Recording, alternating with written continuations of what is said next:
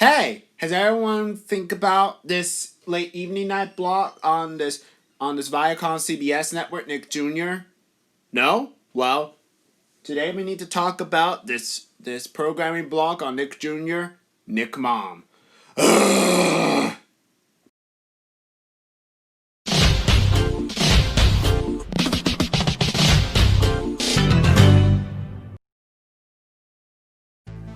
NickMom was a failed attempt programming block that first appeared on the Nick Jr. channel on October 1st, 2012, after Misuse went away during March of 2012. The block would play at 10 o'clock p.m. at night and end at 2 a.m., leaving Nick Jr. staying up until the next day and the next night at 10. And then NickMom does the same thing again and again and again, and so on. The launch of NickMom initially generated controversy as Nick Jr. only operated a single feed out of the Eastern time zone. The usually child-oriented network would transition into content inappropriate for such audience in the early evening or afternoon, depending on time zones. At launch, viewership of the block was significantly lower than that the children's programming it replaced, and other 24-hour preschool networks such as Disney Junior, Sprout, Baby First TV, and Baby TV took advantage of their gap in programming to build their own audience. Well, NickMom didn't survive long enough, but only lasted for 3 years. And the block was panned by many viewers, excluding all the mothers, and some NickMom fans who missed NickMom with a burning passion. That left me and the other viewers panning NickMom. So that's why I lost interest on Nick Jr. because of how NickMom was. I thought I had it all together, but I was led astray the day you walked away. You were the clock that was ticking in my home, changed my state of mind. So, how did this channel come to be, and why did it flop? In this video, we're going to find out. In November 2011, Viacom announced that it will launch a new block for Nick Jr. But everyone's very confused. Didn't Nick Jr. already had a late night programming block? And the answer is no, not really.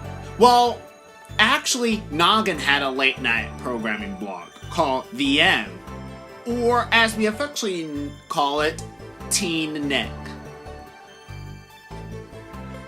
So in November 2011, Viacom announced that the new block will be called NickMom, which will be aimed toward at young mothers as the part of this cradle to grave strategy, where viewers grow into watching other Viacom networks, from Nick Jr. to Nickelodeon, then to MTV, VH1, and then TV Land, and formerly CBS and Showtime. The company explained that today's moms who grew up with Nickelodeon have a renewed relationship with us for their kids, and that the new brand would offer a destination that is unique in today's entertainment landscapes, with content that tapes into Nickelodeon's comedic DNA. Unlike Nick Jr.'s main programming, which was commercial-free at the time, NickMom was to be commercial-supported, having recently reached sponsorship deals with General Mills and McKinnister. Wow. Over 30 projects were in development for the block at the time of the announcement. Shows that premiered at launch for this NickMom included Parental Discretion with Stefan Wilder Taylor, MFF, Mom Friends Forever, NickMom Night Out, and What Was Carl Bradley Thinking, featuring commentary from Carol Bradley, within episodes of The Bradley Bunch in the style of pop-up video. Florence Henderson herself had no involvement in What Was Carl Bradley Thinking, with commentary penned by writers not involved with the original series. By June of 2013, some of the programs and movies, Yours, Mine, and Ours from 2005, Imagine That, Nacho Libre, and the Spider-Rat Councils airing on the block have been replaced with syndicated shows already airing on Nick at Night, or with their rights dormant on that channel, such as The Adventures of Old Christine and Yes Dear,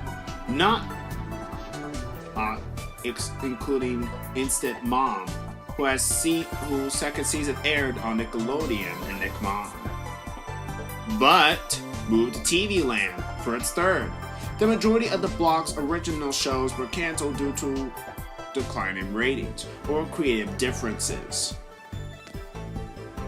In 2015, movie feature presentations were added to the schedule, with family-friendly movies such as Babe and its sequel, Pig in the City, most prevalent, along with other female-focused titles such as Eat, Pray, Love. After acquiring its syndicated rights, NickMom began airing the 2010 iteration of the NBC family drama, Parenthood. In April 2015, rights for the show transferred to Up after NickMom's demise as a complement to Glimmer Girls, carried by that network, recently featuring Lauren Graham as a star in both series. On September 9th, 2015, the NickMom Twitter and Facebook pages announced that the NickMom programming block and website would be discontinued by the end of September of 2015 and the beginning of October 2015 due to Viacom's 2015 cutbacks involving acquired programming, and also due to the programming block's declining ratings, which made people turn off the Nick Jr. network. And so, NickMom on the Nick Jr. channel was discontinued in September of 2015. On September 28th, after the showing of a movie called Guarding Tess, 3 days to its third anniversary without an establishment at the end. Shortly after, the network's website address was redirected to the main Nickelodeon website for parental resources. NickMom had no fanfare and final sign-off. So they skipped the sign-off just like how the end did. So NickMom did their final sign-off by skipping it and carried the final sign-off by skipping it, so Yo Gabba Gabba would start airing on Nick Jr. And so the Nick Jr. channel became 24/7 again. Not a good start, but failure or not, I'm really confused. The reason why I am confused, so this leads to many preschoolers excluding me. Why would there be inappropriate content on the Nick Jr. channel network in the first place? Nick Jr. is supposed to be a 24-hour channel. It's not supposed to be divided into 2 blocks. One for younger children and one for young moms and adults. What the actual heck? So let's try to make Nick Jr. not become, let's not let Nick Jr. get divided into 2 blocks this time, just like how Noggin did, because in March 2002, Noggin manager Tom Ascheim.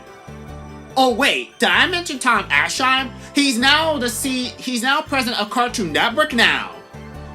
So Noggin manager Tom Ascheim, now known as the Cartoon Network manager leader, announced that Noggin would be split into 2 blocks due to the lack of content for younger children on Noggin.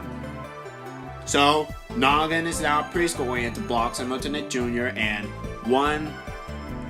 this new programming block at night, the N, will be aimed at teenagers and preteens and tweens. But those 2 will be another story for another video. Back to NickMom. Let's hope that Nick Jr. won't try something like that again. Because, well, let's just face it, NickMom is awful, in my opinion. Let me know your thoughts in the comments. What do you think of NickMom? What late night programming block should Nick Jr. have did? First of all, to keep itself up and running. Now I know Baby Shark is being planned on being the mascot after I seen LogoFan 2003 his comment about Baby Shark being the mascot. So, thanks for watching and stay tuned.